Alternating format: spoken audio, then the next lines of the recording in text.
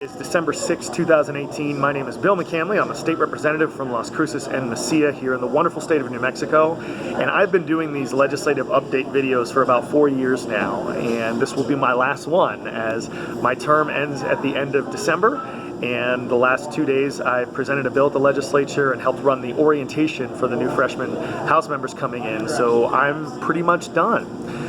These videos get between 500 and 2,000 views generally, and I am both proud of you all that you want information on what goes on in your state government, and I'm thankful that you think I'm a good enough presenter of the information that you feel it's worth your time to watch.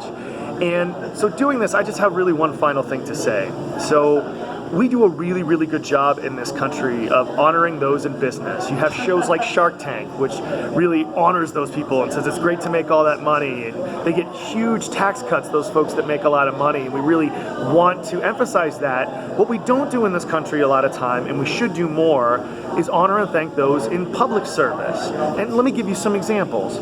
When you look at people in uniform, like cops and soldiers, we haven't always treated them with the respect that they deserve sometimes in the past. And when you look at like an E1 private in the Army, they make $21,000 a year right now. And in New Mexico, that would qualify them for Medicaid. And these are the folks that are putting on a uniform and protecting many of us and making our community safer. When you look at teachers, they're constantly being put down. They're constantly being called lazy, and they're constantly told phrases like "those that can't do teach." In fact, our own governor was caught on tape a few years ago saying, oh, they only work 9 months out of the year and they expect the same pay, when they actually work mostly all year and the hours they put in are crazy. When you look at social workers, these are the folks that are in charge of protecting our kids from abuse and neglect. The amount of shortage in the Children, Youth, and Families Department here in the state makes those folks do a hell of a lot more with less. And so I really think we need to do a better job of honoring those folks that get into public service. And I'm here to say I am so appreciative and thankful for all of you that get in the game in terms of public service for what you do.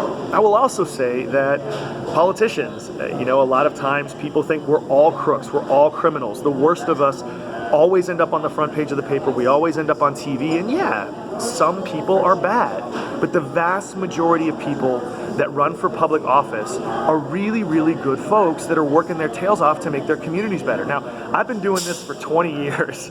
I've pretty much been running for office my whole adult life. So if you are out there and you are thinking about running for state, local, or even national office, let me tell you some of the good things that I've been able to do from my own personal experience. So as a student body president at New Mexico State University, I was really able to help the university rewrite their free speech laws to allow students to express themselves in a way that they wanted to, when before we were there it was really restrictive. And some of the efforts that I helped lead with the students extended the lottery scholarship for full funding for another 15 years, allowing more people to get an education and afford it.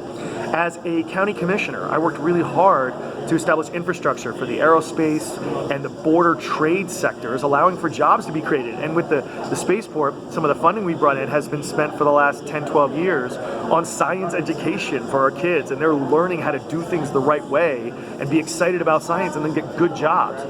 As a state representative, I've moved the ball forward on both cannabis legalization and allowing folks with terminal diseases to choose their own method of dying. And that's been pretty obvious that I went through a similar situation like that with my dad, so it was important to me. I helped from fire departments, 911 centers, and health facilities so that people in my community are going to be safer and going to be taken care of if they get into trouble. I co-sponsored the bill to set up a state ethics commission, which thankfully you all passed in the last election, that is going to help clean up some of this stuff we were talking about before. And I was part of the team that helped allow LGBT folks to get married for the first time here in the state. And I will tell you, being in that room when that happened, I have never ever felt so much love and happiness come from one place. And as an elected official, knowing that I had a part of that, it's something no one's ever going to be able to take away from me. There's also been some fun. So I've been able to skate in a half pipe wearing a suit to help students do voter registration. I've been able to drive in a race car, almost wrecked, but not quite.